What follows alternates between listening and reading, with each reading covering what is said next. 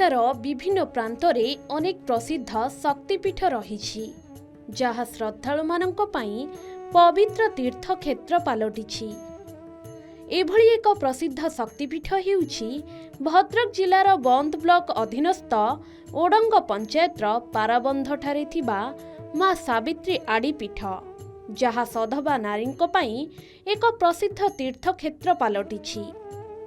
एही पीठर महात्म्य जेपरि रहिछि प्रसिद्धि मध्य सेहीपरि रहिछि। पवित्र सावित्री अमावास्या दिन पतिव्रता सधवा नारी माने निज स्वामी मानक सहित एही शक्तिपीठ को आसी सेठारे विराजमान थिबा मां सावित्री और सत्यवान को पूजार्चना करी निजर मनोवांछा जणाई थांती।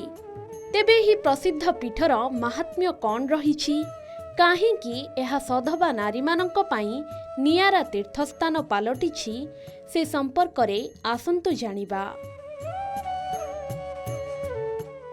भद्रक जिलार बंद ब्लॉक अधीनस्थ ओडंग पंचायत पाराबंधठारे सरु सागर नदी कूଳରେ रहिछि मां सावित्री आड़ी पीठ।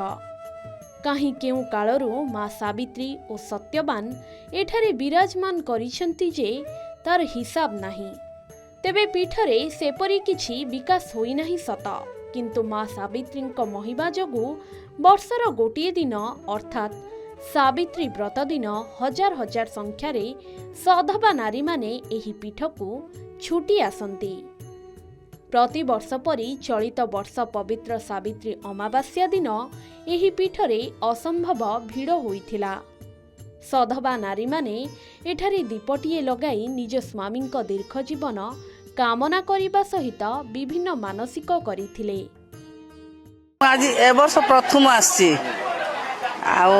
जानिनु जे एठी सबू आसुचंती स्त्री लोक सब सावित्री बाद हेइची बुली आमे सेइसुरु मन करी खुशीर कइनु जिमु सावित्री बाड़ी जिमु ठाकुर को दर्शन करिकी भोगराग करिकी आसु।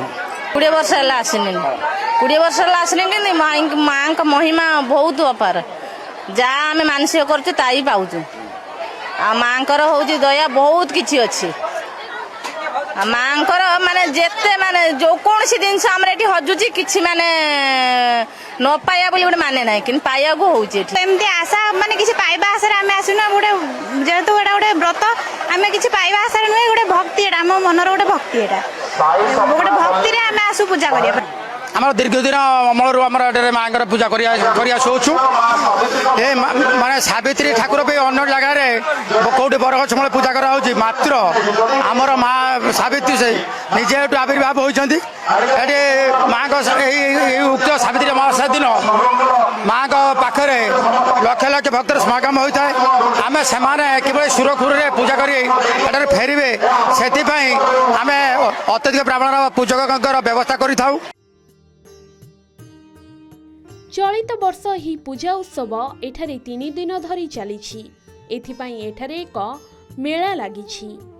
सेहीपरि पूजा कमिटी पक्षरु प्रबल खरा को देखि जल छत्रर व्यवस्था सहित पानी टांकी व्यवस्था मध्य करिथिले। शांति श्रृंखला रक्षा पाई आगरपड़ा पुलिस पक्षरु 2 प्लाटून पुलिस फोर्स मुतयन करा जाइथिला। ये अनुष्ठान सावित्री ठाकुर प्राय 80 टू 100 वर्ष पूर्वरु एइठी थिले, किंतु एटा संपूर्ण जंगल थिला। किछि दिन परे ये जंगल उद्धार ही एठी माधुजी ठाकुर थिले आ मां सावित्री थिले। माधुजी ठाकुर वर्तमान पूजा पाउचंती आपण महताबू गड़े जो अगरपड़ा महताबू ताकू खोली नहीं पादको से मंडपटी से पाखरे अच्छी। मां सावित्री थिले आ माधुजी ठाकुर मध्य थिले। एठी सत्यवान को केमिति सावित्री बंचई थिले निज स्वामी को, से अनुसार ये सावित्री अमावास्या दिन प्राय सबू माँ भौणी मैंने आसी ये सावित्री ओषा करती। मेला बस सब सब वर्ष आम आसू देखा ठाकुर भल ठाकुर आमर ये पर्व हुए वर्ष आस देखा माँ का पर्व भल हुए। जाओ भल चलती माँ दयार माँ सावित्री दयार भल बेपार चलती। कमिटी व्यवहार मेडिकल टीम अच्छी जल छत्र मिनिमम 6 ରୁ 7ଟା अच्छी। आम भद्रक पुलिस प्रशासन भी ये मौजूद अच्छा। कौन जिनस ये माँ दयारू କୌଣସି ଜିନିଷ ହଜିଗଲେ ମାନେ ନିରାଶ ହେଇପାରେ ତୁରନ୍ତ ସେମାନେ ପାଇଯାଆନ୍ତି। ମାଙ୍କ ପୀଠ ଆଜି ଏଠି 100 ବର୍ଷର ପୀଠ। ଏଠି ବହୁ ଶ୍ରଦ୍ଧାଳୁ ମାନେ ଆସୁଛନ୍ତି, ଭକ୍ତି ସହିତ ଆସୁଛନ୍ତି ଏବଂ ଭକ୍ତି ସହିତ ପୂଜା କରି ଯାଉଛନ୍ତି। ମୁଁ ଏଠି ମାଙ୍କ ଆଶୀର୍ବାଦ ଭିକ୍ଷା କରି ଆସିଛି। ଏ ଅଞ୍ଚଳ ସମସ୍ତେ ଖୁସିରେ ରୁହନ୍ତୁ। ମାଙ୍କ ମହିମା କୃପା ଲାଭ ପାଇଁ ପ୍ରତିବର୍ଷ ଏହି ଶକ୍ତିପୀଠରେ ଶ୍ରଦ୍ଧାଳୁଙ୍କ ସମାଗମ ବଢ଼ି ଚାଲିଛି। ବାସ୍ତବରେ ଏହି ପ୍ରସିଦ୍ଧ ଶକ୍ତିପୀଠ ପ୍ରତି ସରକାର ଦୃଷ୍ଟି ଦେଲେ ଏହି ପୀଠର ସାମୂହିକ ବିକାଶ ହୋଇପାରିବ। ଭଦ୍ରକରୁ ନରେନ୍ଦ୍ର କୁମାର ସାମଲଙ୍କ ରିପୋର୍ଟ, କେ ନ୍ୟୁଜ୍ ଓଡ଼ିଶା।